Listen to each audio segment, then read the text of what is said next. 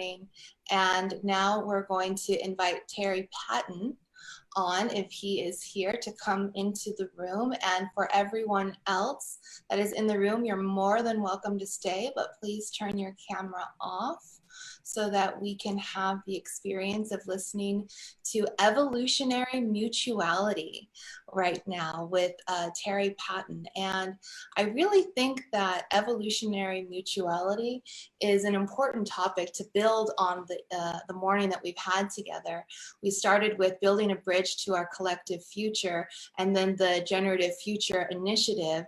And here we are now with the opportunity to experience evolutionary mutuality right now, and how important that concept is when we're looking at what is it that is deep inside of our own impulses that are creating this opportunity for us to create at the highest potential of our collective potential here today. And so while we're waiting on Terry to come in, Terry, I see you there. If you could just turn your camera on, that would be epic. And again, for everyone else who is not presenting, to please turn your camera off so that Terry can have the floor.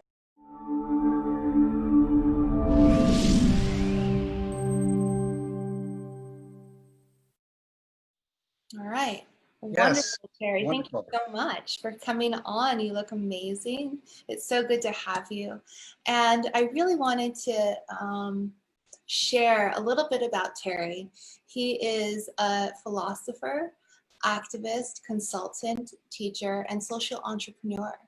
He is the author of A New Republic of the Heart, an ethos for revolutionaries, and Integral Life Practices, which he co-wrote with Ken Wilber.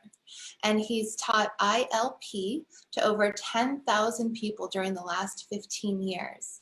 His latest co-authored book, which was just launched, by the way, June 21st on our Purpose Earth event, is Being the Change 2019, Discoveries from a Year-Long Living Laboratory, which describes the action research findings from the global social experiment he led last year, which actually still continues, and it shares best practices for building depth, resonance, and awakened awareness in groups. He also founded the conscious technology company Tools for Exploration and has led teams at the HeartMath Institute that developed their first heart rate variability monitors, and is currently involved in other businesses and engaged in restorative forestry, developing fossil fuel alternatives, addressing collective trauma, and empowering human beings to reclaim our data online through powerful ways. He also leads a nonprofit organization in the Bay Area called Integral and A New Republic of the Heart, and hosts a podcast called State of Emergence. It is such a joy, Terry, to have you here with us today and continue this explorative topic that we've been on this morning from your perspective and experience evolutionary mutuality right now. Terry Patton, welcome to the show. Thank you so much, Rachel. You're welcome. Hi, everybody.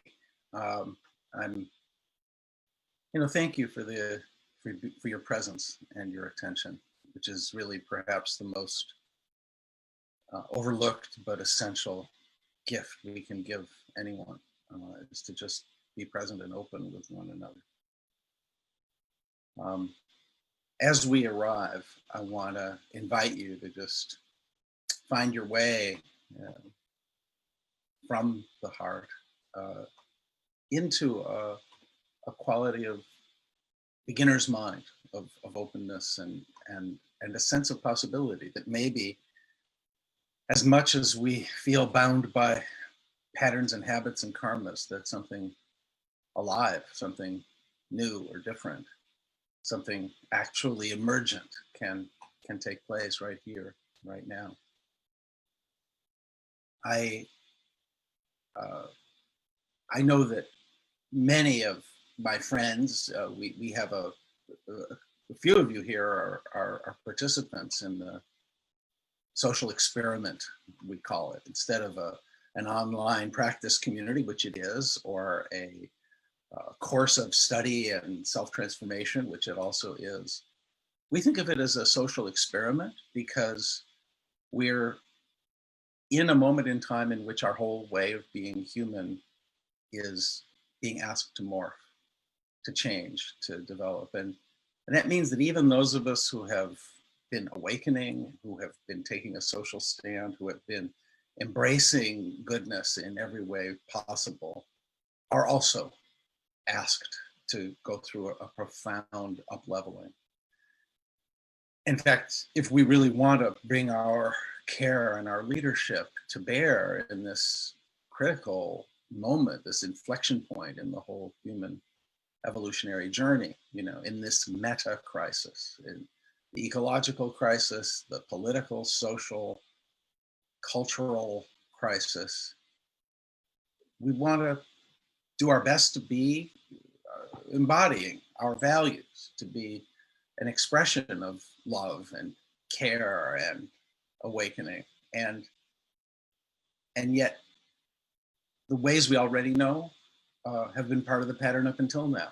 If the pattern is going to change, then some sort of profound, even quantum shifts in our own being are part of what's called for. And it's especially inspiring and profound if and when we can engage that in that open-ended, emergent way with one another. We're in this moment of crisis, and that crisis is a catalyst potentially for our emergence. So many of us who have perhaps for decades been awakening in one way or another are in this moment both asked and given the opportunity to embody an awake way of being, not just in our inner lives, but with each other. And that shift, that opening up, that collective, mutual awakening, and that translating itself, not just as a subjective awakening or an intersubjective awakening, as amazing as that is, also is being asked to express itself as a transformation of our systems. And here we are in a moment in which the structures of human supremacy and white supremacy, in a way, the whole legacy of collective trauma is so on display. I mean, if we let ourselves open, it breaks our heart. And we have to go through an initiatory depth of grieving and seeing our own complicity in so much destruction and repenting and being transformed. There's a soul level transformation being offered and asked of us. And if we open and embrace that opportunity and that possibility, there's such a transformative shift possible in our own being, and we can enact that with each other. Like the most beautiful, heartfelt, profound meetings in being that we have with our best friends, or just with the amazing individuals who we meet who touch us deeply, are an expression of this divinity penetrating the karmic continuity of our lives. And there is profundity in that. And if we recognize, oh, wait, this is happening spontaneously, like sprouts coming up through the cracks in the sidewalk, this is happening in our hearts, in the hearts of others who we do know and don't know, people very different from us, people very similar to us, all over the place, this is happening. And if we recognize this is like a field of study, like learning by doing, we're learning how to be a new way by exercising it in ourselves and with each other. And we let ourselves kind of let go of whatever limits on our thought and our feeling are tending to keep us bound into our habit patterns. We can midwife one another, befriend one another, empower one another in a process of emerging into a new human pattern, a next stage way of being with one another. And this is thrilling and amazing and wonderful. And yet that positivity is possible because we also open to the darkness. There are, in a sense, two movements of opening into the incredibly sobering realities of our meta crisis, our complicity. There's a grieving, there's a heartbreak that is the price of admission. But there's also a light on the other side of the darkness, a contact with the miraculous, uncaused beauty and goodness and truth and the miraculous divine nature of this very moment, that we are also awakening, not just to a glimpse of it, to becoming more and more deeply we're inhering in it more profoundly. It is not something we can do or bring into being. It's already our truth. And we're resting in that perhaps more and more profoundly and naturally. And we are too alone in these adventures, and we do need one another. And so there is this opportunity to enter together into this sacred crucible in which we pass through that darkness into that transfigured light again and again and again. We practice holding one another generously, and we also can be held. We can meet and be met. There's a profundity in that intersubjective contact with one another that is possible. Now, that really takes a whole life of practice. That's not a superficial thing. That's a very deep transformative shift. So the invitation that I want to offer to you for this next hour and a quarter or so is, let's, Rachel, if you're able to create a permission structure so that people don't just come in last minute, so that we can create Yep, I'll do what I can from my side. I know what you're talking about. Yeah, that way, those of us who are really taking this on stay in. And if you can only stay in for my introductory talk, which won't go on that much longer, that's okay. But then once we go into these small groups, please stay there, because we will all count on one another. We're going to go into groups of 3 or 4. And once we're in those groups, please stay for the whole session, because we'll go into the groups, we'll come back here, we'll go back into the groups, we'll come back here again, we'll go through a bit of a process. And we want to be able to count on each other to just really be present, so that we are free to dive in and let this be a profound or sacred, or just an opportunity for you to show up and hold others. All of us intending to be of benefit to a world that needs our care and our awareness and our very best. We're in a moment in which we're writing our name in the book of life, as the Kabbalist would say. Who are we? How are we? What is it that we are going to have left behind in our wake? So this is sacred. This is beautiful. This is remarkable. Let us enter into this process with one another with a kind of sincere openness of mind and heart that lets this be all we might hope for it to be. So let's take a moment to acknowledge that and feel and breathe and deepen into the moment. And let this, despite the many things that are tending to distract us, be a moment of allowing the profundity of reality, of the divine reality, that one who is beating the heart in the center of your chest and mine, the sacred, miraculous, unknowable, vibratory, conscious light that is being all things. Yeah, let ourselves breathe and feel and open and soften and allow.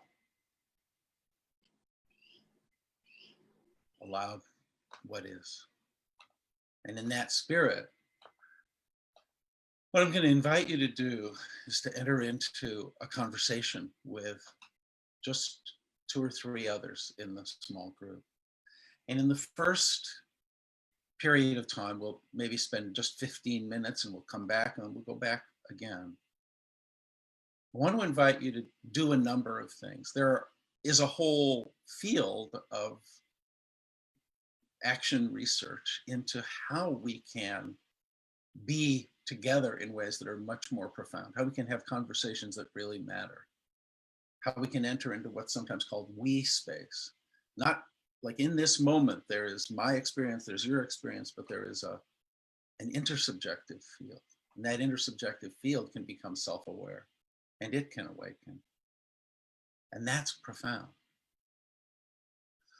So we're going to try to get a taste of what that is like. And the way, the price of admission is a kind of sincerity, a seriousness, a recognition that this matters, a willingness to invest ourselves at our depths, and also a spontaneity, a lightheartedness, and an authenticity. Go ahead and speak what's really happening, but not in a way that is casual, that takes away the possibility of something profound, that doesn't detract from our coherence. But the game is like you play a game of tennis where you want to just keep the ball in play, where you hit it to your partner across the net so that they can knock it back to you, so that you can knock it back to them, so that we are blessing and empowering one another to go deeper, to become more awakened, to become more congruent, to be more fully present in the moment, to be more vulnerable, also to be more courageous, to really show up as our excellence, which is love, which is courage, which is generosity. So, Rachel, if you would begin the process of getting everybody into a breakout, I'll just offer a few final words of guidance to what I hope we'll be doing. And then Rachel, please go ahead and put me into one of these breakout rooms. Great. I think it's always good if I'm sharing your experience. And what we will be doing is taking turns, just speak for, the initial minute or so, offer your name, where you are, what you're feeling right now, and gradually begin to go in more and more deeply into this territory. And there's a fractal pattern here, one in which we open into the ordeal, the transformative space through which we are made profound. And that is to go where we don't want to go. It's to go into my repentance of the ways in which all the things that I don't value live in me. Yes, I'm white, I'm male, something of the patriarchy lives in me, something of white supremacy lives in me. I don't want to be that. That is awful. That is, that breaks my heart. If I really go into it, I will weep. I will be broken open. That is the price of the profundity that is really pertinent in this moment. So having the courage to go into that space and be confessed and be held by others who are rooting for you to be able to make it through that. And then on the other side of that, to discover a different kind of fierce, friendly profundity in which we coincide. Always being curious to become the we rather than the I. So let's do that. And it'll just be a taste, right? Because it's just 15 minutes. But each person speak for a minute or so and then have an unstructured conversation, but make sure to make space. If you get into talking too long, you'll take up the space of one another. So become really curious. A lot of this is about being an amazing listener, giving our attention to one another in a way that empowers one another. The game is to help each other play the game. And with that, let's go into the breakouts. Thank you so much, Rachel. You're welcome. Here we go, guys.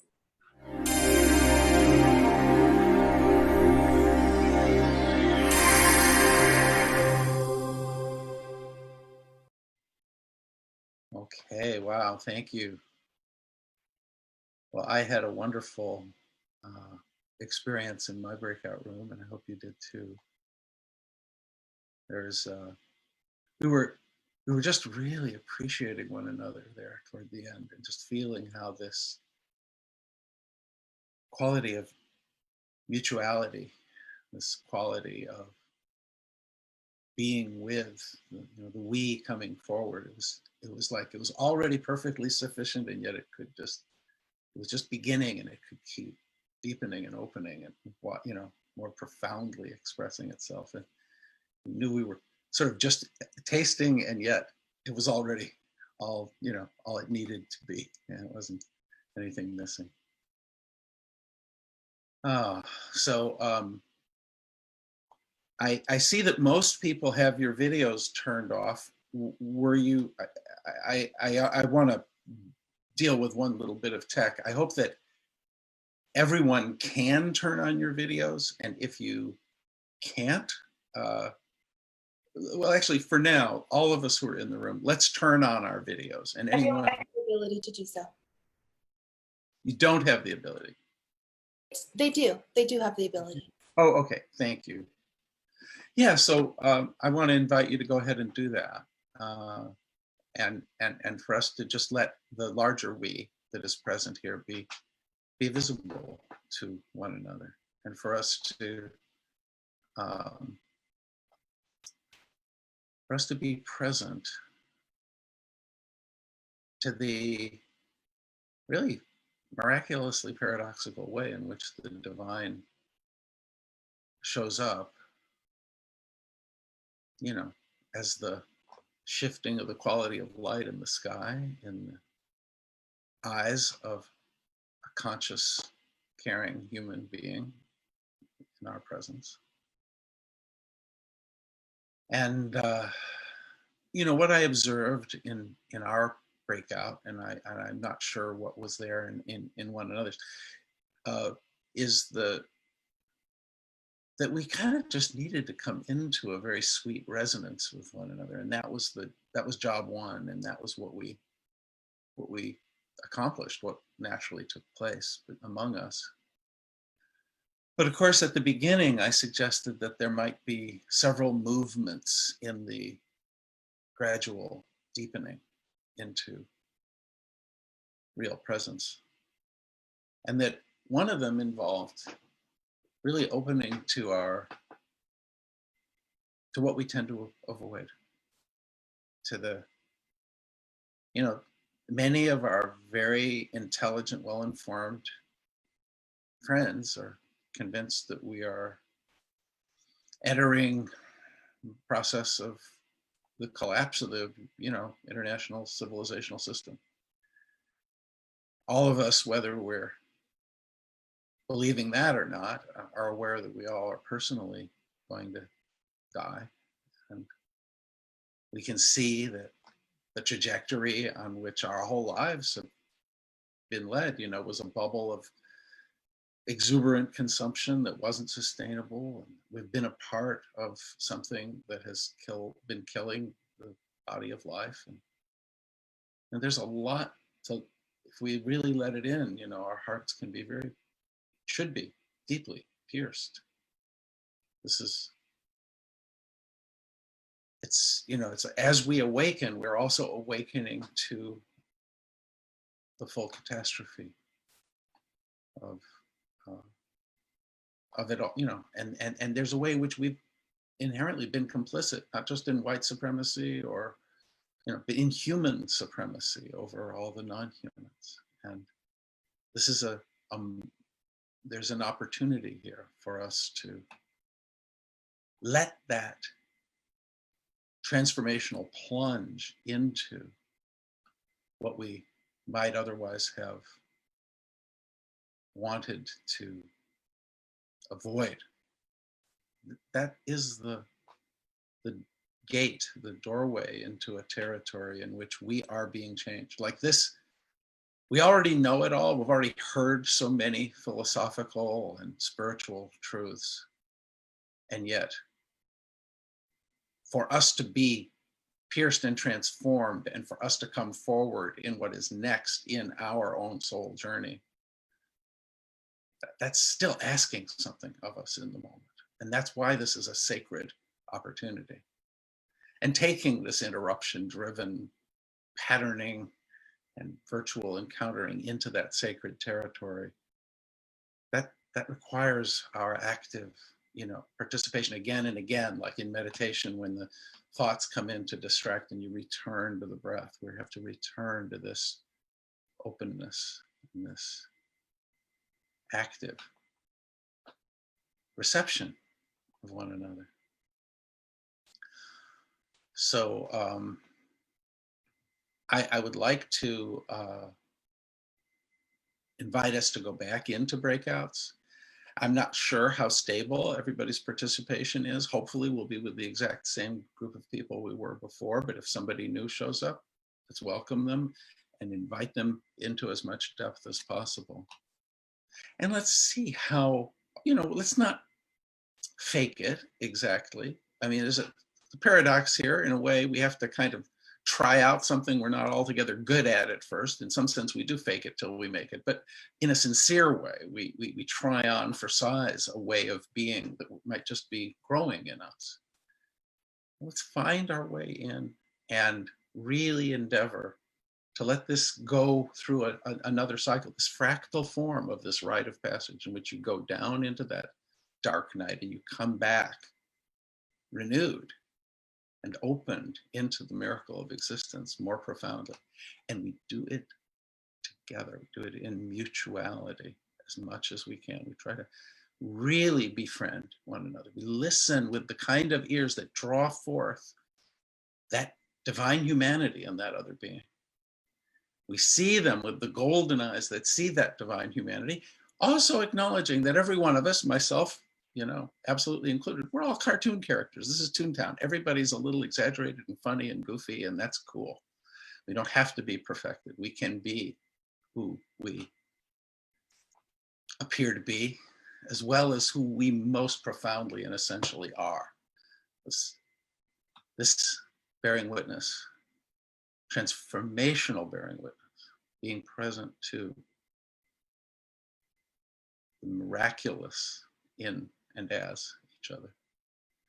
So I want to invite us to go back into our breakout rooms, and then we'll come back after another 15 minutes. And then I want to have a conversation with you. I want to invite you to raise your hand and come on and for us to dialogue a bit and share this experience in the large room. So Rachel, please put us back into our breakout rooms. And if people are alone or just with one person, please, it's okay to alter a few of the breakout rooms as needed, but as much as possible, let's try to go deeper with the same folks. Definitely. And so just so that we're clear, the prompt is to practice presencing at a deeper level. Well, yeah, there's lots of different ways of saying it. I think I've talked around it enough that people who've been listening kind of know what to do. Great. Wonderful. All right, guys, here we go.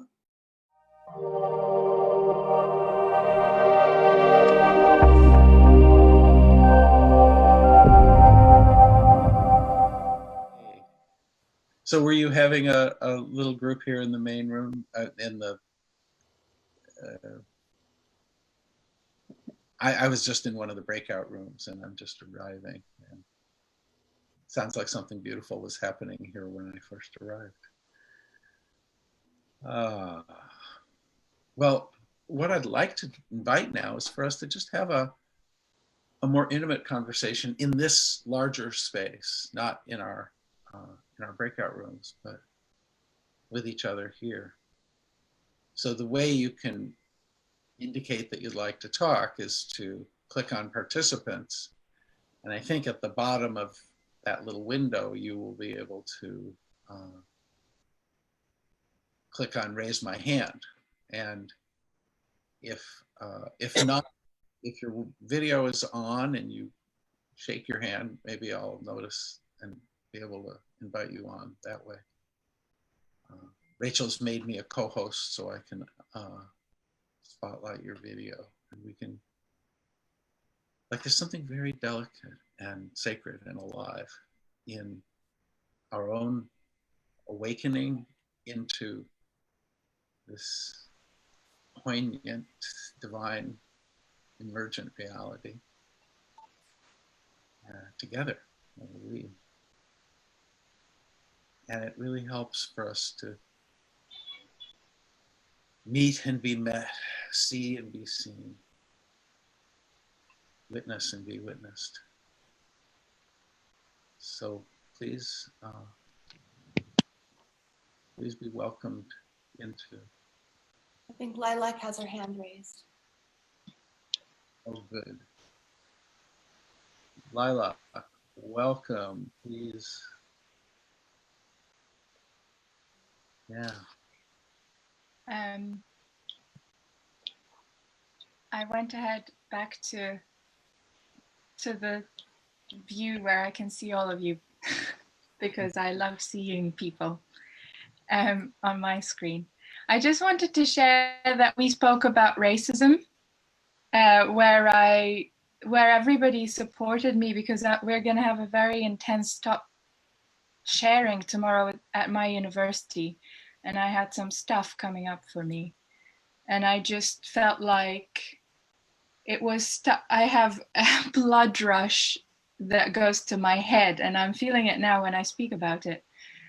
And I just shared it and it lifted, and I was more present with everybody. And then we had a dance party. We all played music.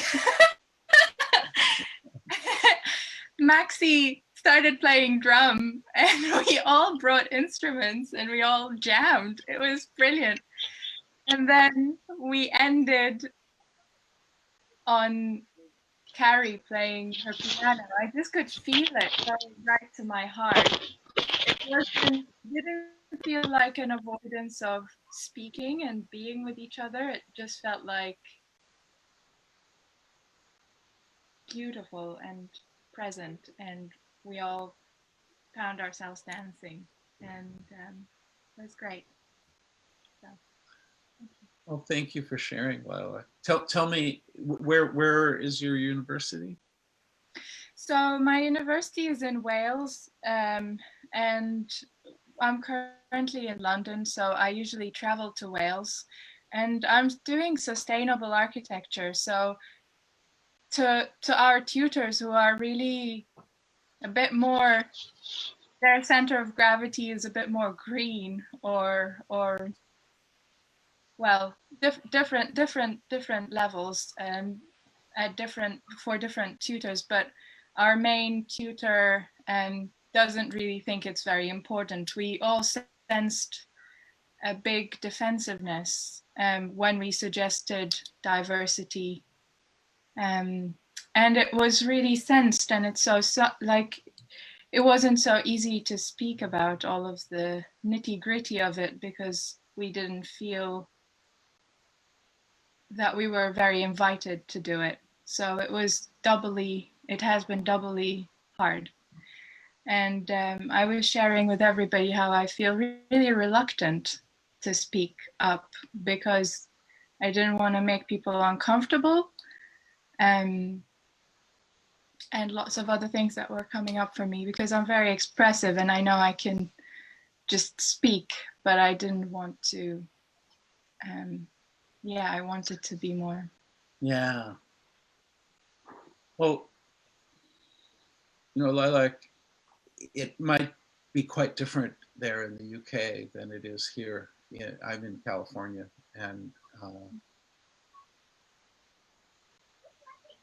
we're in a moment in which an awful lot of caring white people are suddenly, like, I was raised, I personally was raised in an interracial community with a social justice commitment. I was kind of raised to be an activist and an anti-racist. But I did not, I too have been complicit in white supremacy because of many, you know, to say because of, I couldn't articulate all the reasons, but this has been a moment in which the profundity of systemic racism and the actual human suffering and thwarted potential that are its actual acts, and I've been really at the edge of tears many times over this, because I have seen how I was lulled into, well, nothing can really be done about it, and kind of like a kind of resignation, and therefore an indifference to suffering. And I think my deepest terror has been of my own complicity in something evil and soul destroying. And I don't want that to be the truth. You know, some part of me would tend to flee from it. And I think that's what people mean by white fragility. And I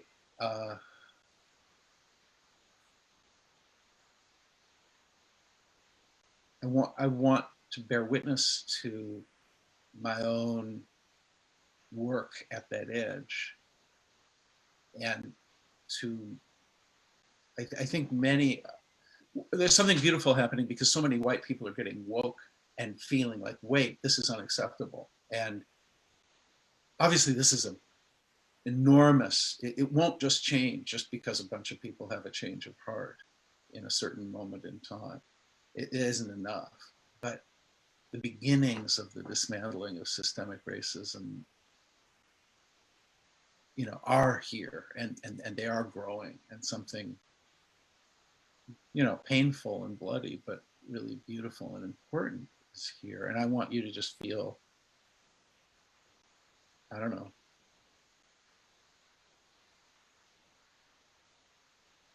joined with in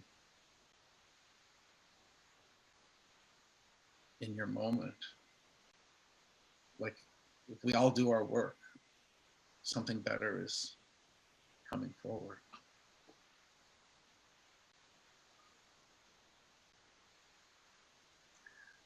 Thank you.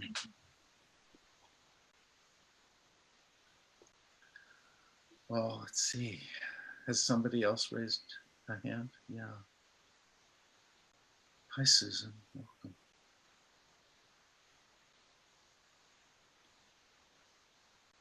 Yeah, please unmute.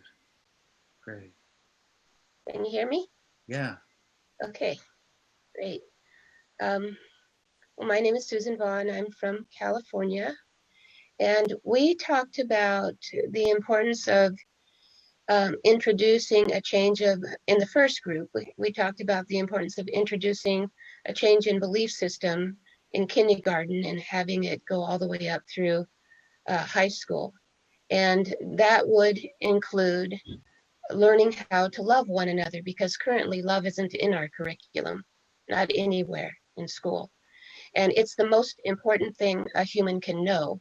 And yet we graduate from high school without a clue how to do it, unless you have really great parents, of course, which, you know, most of our parents are dysfunctional because we live in a dysfunctional world. But a lot of kids grow up without any consciousness of that at all. So of course our world's going to be dysfunctional. And in the second group, we talked about the importance of doing your own shadow work. And of course, that's the inner work that we all have to do to look at the places inside of us that basically aren't loving, right? Where am I not loving myself? Where am I not loving other people? Where am I not loving the earth? And how do I express that in the world? And the shadow isn't easy to see. Your own shadow isn't easy to see. It's always easy to see somebody else's shadow, but it's not always easy to see your own. And because we have a negative ego, when other people point it out to us, it causes us to want to attack. So there's this whole science around how to do this. And I teach class is called Reality Creation and Conscious Evolution, in which I teach people, this is how it works, guys. This is how we all do this. And ultimately, we all have to learn to do this. And it has to be put into the curriculum, starting in kindergarten and going all the way through high school, so that by the time people actually graduate. And as you're bearing witness to this deep work you've probably been doing for years, I'm like, obviously the really delicate and tricky thing is for us to enact it in the moment. Yeah. So inviting you into, like for me, that takes a beginner's mind and not knowing and being more curious about what might emerge next, you know, than anything else. So I'm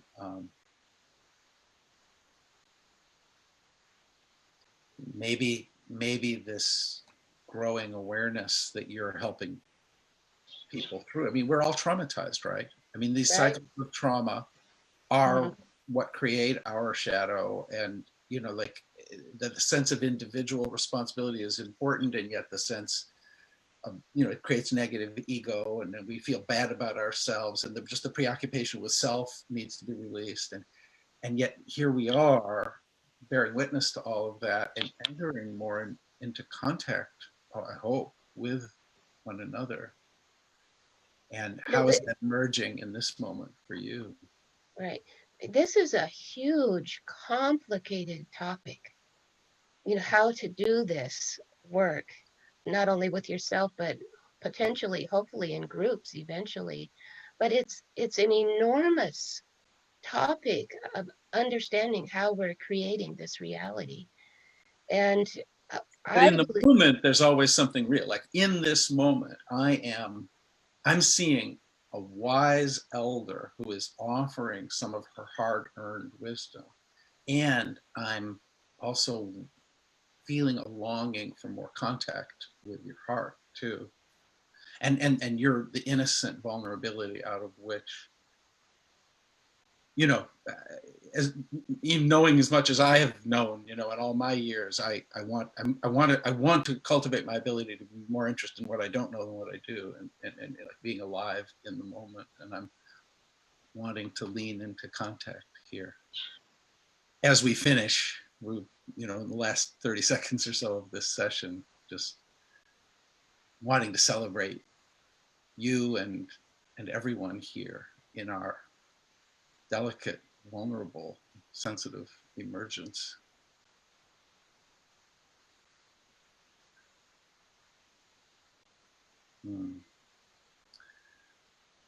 May we each be blessed and held and quickened and awakened into a coherence beyond what we already know, again and again and again.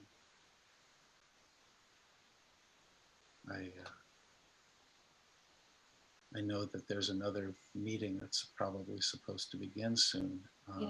So Rachel, I guess I should invite you on to let us know. Great.